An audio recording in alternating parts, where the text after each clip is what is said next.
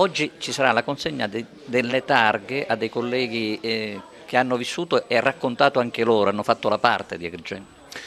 Parliamo di un'era felice del giornalismo. Oggi abbiamo un giornalismo assediato, gli insulti si sprecano contro i giornalisti, quindi come dire, venire qua oggi a vedere questa mostra di queste bellissime copertine di questo giornale che ha avuto e ha lunga vita, voglio dire, è una boccata d'ossigeno, fa capire l'importanza dell'informazione anche presso le pubbliche amministrazioni, e questo rappresenta in ogni caso un'isola felice. Poi tra l'altro per me questo ritorno qua da Agrigento, nel senso che io la mia carriera professionale al Giornale di Sicilia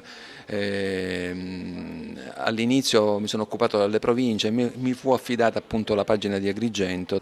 Terra difficile Agrigento per i giornalisti.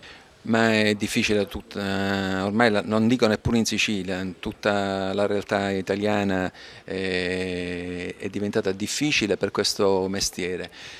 Mestiere particolarmente difficile in Sicilia, noi abbiamo i nostri martiri per l'informazione. Presidente, a proposito di martiri, di giornalisti martiri, ricordiamo Mario Francese. Ricordiamo mio padre, che è stato un giornalista innamorato pazzamente del suo lavoro, non a guardia dei pericoli, e ha raccontato, passando anche per visionario perché gli altri non ci credevano, ha raccontato l'ascesa dei Corleonesi. Quella mafia che era considerata una mafia di serie B di campagna, invece mio padre l'aveva raccontato, l'ascesa, le nuove strategie violente, aveva raccontato il pericolo rappresentato da questa mafia. Veterano dei giornalisti agrigentini, Nino Bellomo, la tua è sempre una bella presenza.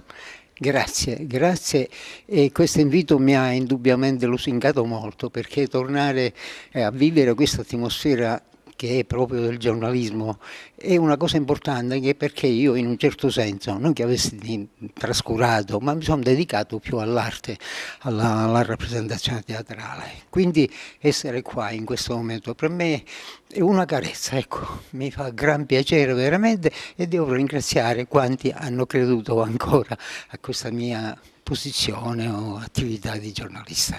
40 anni di storia dell'Agrigentino raccontati dalla rivista dell'ex provincia, della provincia regionale. Tu sei stato l'ideatore di un nuovo modo trasparente di comunicazione con i cittadini attraverso la rivista, appunto, della quale oggi si inaugura una mostra. Sei stato ideatore e primo direttore.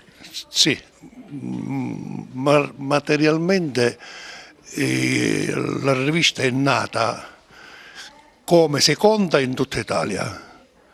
La prima rivista le province l'hanno avuta all'Aquila.